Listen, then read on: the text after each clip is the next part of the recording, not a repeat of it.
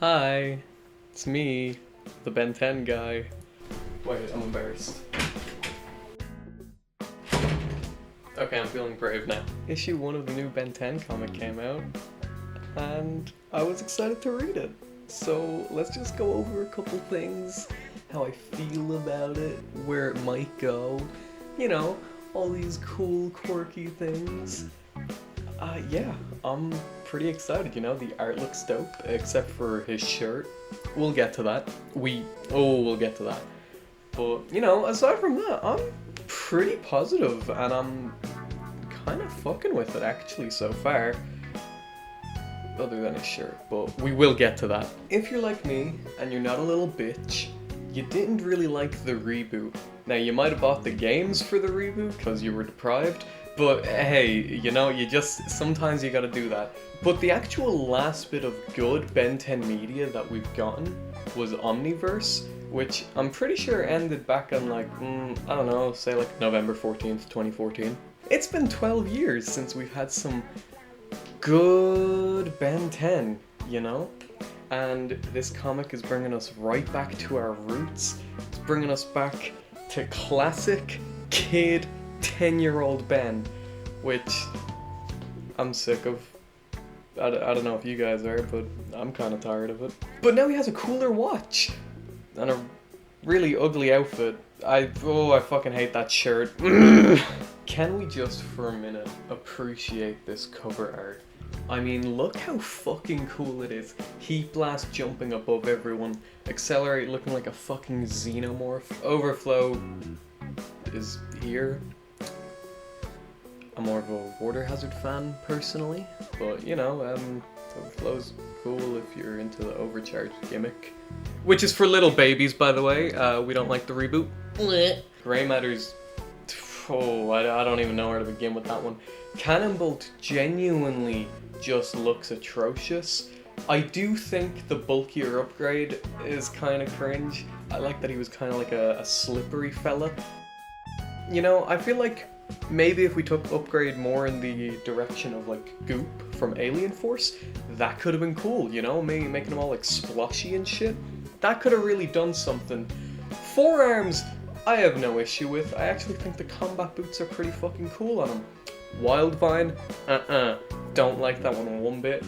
And yeah, Stinkfly is Stinkfly, isn't he? Is that 10? Am I missing someone? I fucking forgot Diamond Head. Yeah, Diamond Head looks sick as well. There's no understating that. I mean, Diamond Head is always looking sick. You literally cannot mess him up, except for that time that Alien Force gave him that god-awful purple onesie. There was no need for the onesie. So this comic opens not in the direction of, oh, Ben, last day of school, Cash and JT hanging him up on a tree, oh, it's the worst day ever, my life sucks. No, it starts with fucking Vilgax looking like his Ultimate Alien Force Vilgax, which, may I say, is the coolest Vilgax. Looking like an absolute fucking menace, and his head is more rotund, He's not looking as bulky, he's looking kind of pudgy actually, I just want to go up to him and give him a little poke, but this Vilgax is looking like a menace, this one isn't just Ben's plaything, that's it, cut that. This Vilgax is looking menacing, he's actually looking like a beast, this time around he's gonna do some real damage. He's gonna rip off or chop off or he's gonna do something sharp to Grandpa Max's arm, and we're gonna end up with original Ben 10K Grandpa Max with that fucking hyper extendy arm, fucking Inspector Gadget type fucking shit. It's gonna be cool. It's gonna be really cool is what I'm trying to say.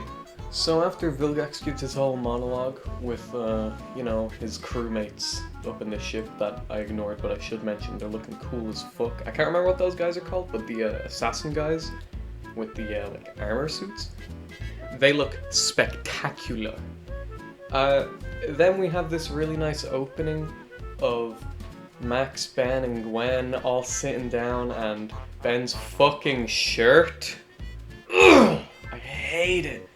But it like alludes to Ben having some issues with his folks this time around, so he's like more of an actual troublemaker than just like a sassy punk, I guess is what they're going for. Also, like, the age rating of this comic doesn't seem much higher. I'll throw up on screen what it is. But I don't think we're gonna get like body dysmorphia from transforming into aliens, which I would love. You know, there was that whole thing where he literally gave birth as Big Chill, and it was mentioned like a couple times. I think Kevin made fun of him for being a mom. That was it. There was no like, oh man, feedback just felt so right to be, you know, I miss my tenderly ears. There was none of that. He just liked being feedback. I really do think some like commentary, it doesn't even have to be commentary, you know, it could be subtle, just like, oh, Ben has body dysmorphia from transforming all the time and he likes staying hero more than he does staying plain old Ben.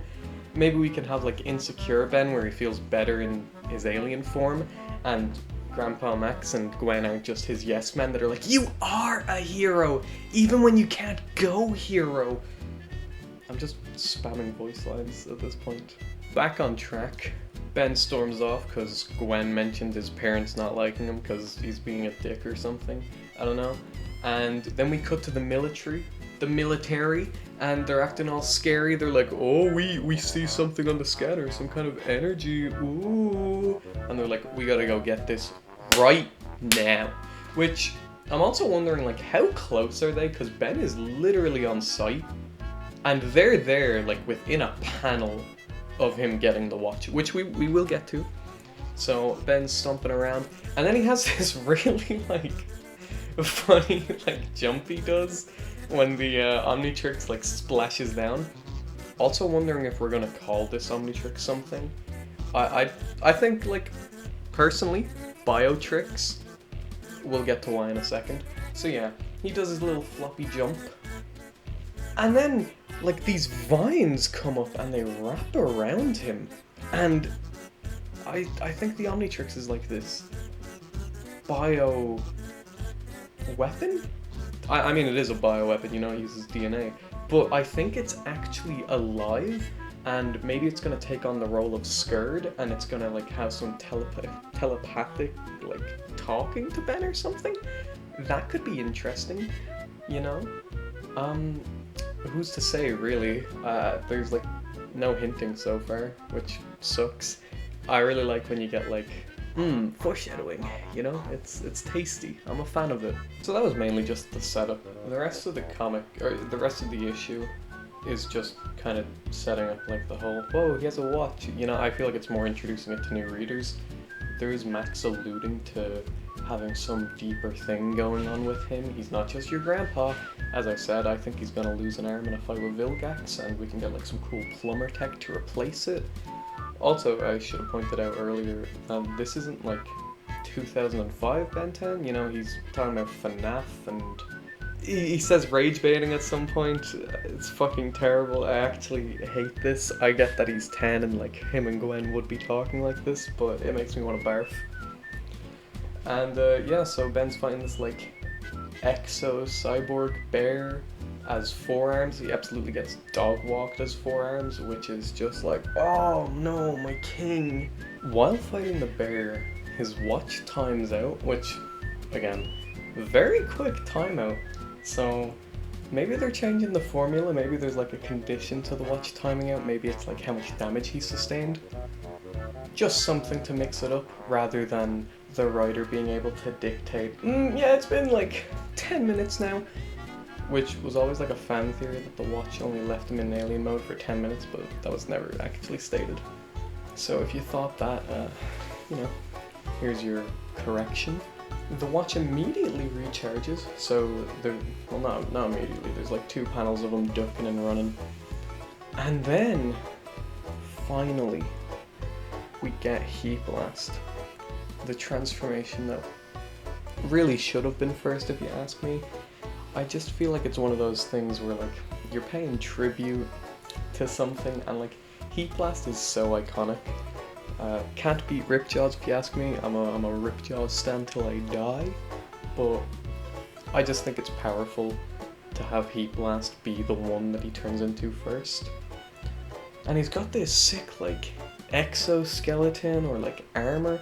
I'm not sure what's going on with him, but he looks fucking awesome. He sets the bear on fire, it runs away, then the military starts moving in, Grandpa Max starts moving in, and Gwen's just sitting in the RV like, blah, blah, blah. And then we cut to Vilgax, the final couple panels of this issue, just him monologuing, tugging his balls, being like, oh, a weapon is in this planet, but they don't know that I know how strong it is, and ha. I can't wait to get all Vilgakian up in this bitch. Yeah, just like normal villain shit. I really hope they flesh him out more than the original series. That was one gripe. I mean, Alien Force tried doing that with the whole, like, my people are dying and I come from a planet of warriors. Save me, Ben Tennyson. Defeat Ghost Freak.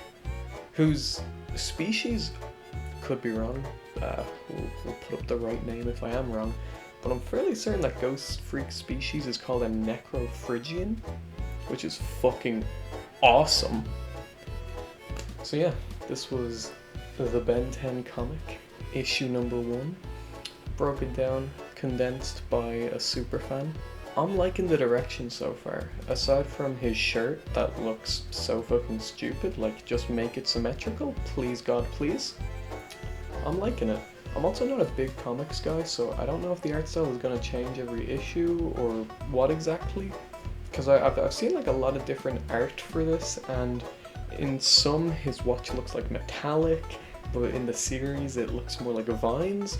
So I'm not really sure what direction we're going to be going in, or maybe every couple of issues the art will change, or maybe I'm just talking out of my ass. Feel free to correct me down below. I'd be interested in hearing. But yeah, I'm excited for the direction that this can go in. It's feeling a little like Absolute Flash so far, with the whole like, ooh, the military's involved from the get-go. You know, I haven't actually read Absolute Flash, so, you know, I'm not going to, by the way. I'm not really a Marvel or DC guy. And, yeah, I really do think I've covered everything. There's not much foreshadowing here. They set up Vilgax and they set up the plumbers. That was it. They set up Five Nights at Freddy's. And I guess we also have to figure out where that bear is coming from. Ooh! Just hit me. That bear is one of Animo's experiments, and this is how we get Animo. He's not like combining things anymore, he's like Frankensteining them and like mechanizing them. That could be cool, yeah, make Animo an actually good villain, you know, make him compelling. Hashtag justice for Billy Billions.